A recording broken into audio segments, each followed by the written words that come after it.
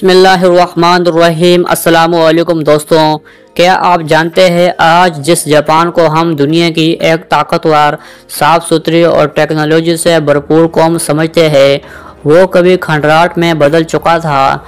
जी हाँ दोस्तों, आज से तकरीबन 75 साल पहले यानी 1950 का जापान एक ऐसा मुल्क था जो दूसरी आलमी जंग के बाद तबाह हो चुका था।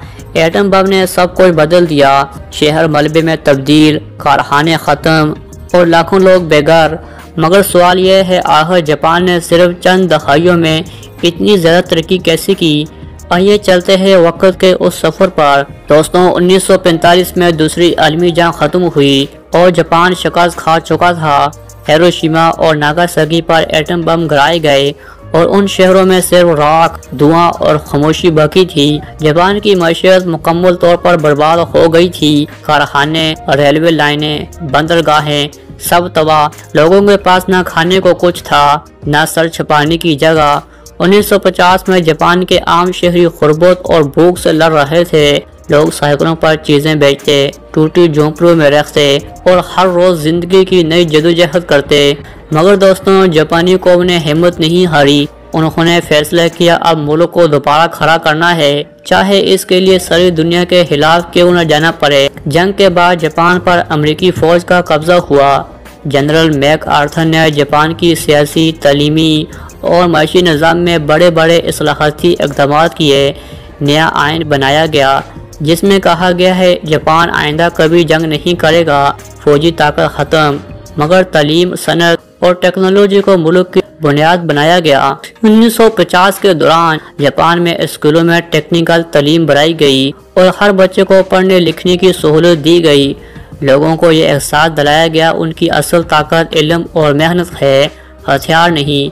ये वो लम्हा था जब जापान ने अपनी सिमत बदल दी। 1950 में कोरिया की जंग शुरू हुई और दोस्तों, यह जंग जापान के लिए एक मौका बन गई। इका ने अपनी फौजी सप्लाईज, मशीनें और सामान जापान से खरीदना शुरू किया। कारखाने जो बंद पड़े थे दोबारा चलने लगे, लोगों को रोजगार मिला और जापान की मईशत ने दोबारा सांस लेना शुरू किया। ये वो लम्हा था जब जापान की मईशत के पहिए दोबारा घूमने लगे। 1950 के आखिर तक जापान की एक्सपोर्ट बढ़ने लगी और दुनिया जापान के हुनर को दोबारा तस्लीम करने लगी। दोस्तों, उस दौर में जापान की आम जिंदगी सादा मगर पुरअज़म थी। लोग छोटे घरों में रहते, अपने हाथों से कपड़े बनाते और मेहनत को इबादत समझते थे।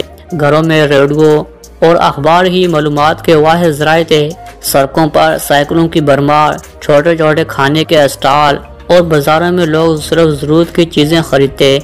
1950 का जापान एक खामोश मगर मजबूत कौम थी जो अपनी आंखों में नया ख्वाब लिए काम कर रही थी। दोस्तों, जापान के लोगों ने यह समझ लिया अगर मुल्क को तरक्की देनी है तो तालीम ही वाहिद रास्ता है। 1950 में जापान ने स्कूलों, यूनिवर्सिटियों और फ़नी अदारों की बुनियाद रखी। नौजवानों को साइंस, इंजीनियरिंग और मशीनरी की तालीम दी गई। जल्द ही जापानी कंपनियों जैसे टोयोटा, सोनी ने अपनी पैदावार शुरू की। ये वो दौर था जब जापान टेक्नोलॉजी की राह पर कदम रख चुका था। 1950 के जापान में एक चीज़ बहुत नुमाया थी, वो था नज़्म। लोगों ने इज्तिमाई फ़ायदों को ज़ाती मफाद से ऊपर रखा। सुबह सवेरे काम पर जाना, ईमानदारी से काम करना और एक दूसरे का एहतराम करना, यही उनका कौमी असूल था। यही वो रवैया था जिसने जापान को तबाही से निकाल कर दुनिया की ताकत बना दिया। दोस्तों, 1950 का जापान हमें यह सबक देता है कि किसी कौम की ताकत उसके लोगों की नीयत और नज़्म में छुपी होती है।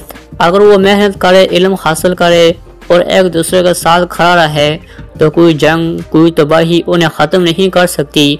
तो दोस्तों, आपके ख्याल में अगर पाकिस्तान भी जापान की तरह मेहनत करे तो क्या हम भी दुनिया की अजीम कौम बन सकते हैं? वीडियो पसंद आई हो तो वीडियो को लाइक करें और चैनल को सब्सक्राइब करना मत भूलें। मिलते हैं अगली वीडियो में, तब तक के लिए अल्लाह हाफ़िज़।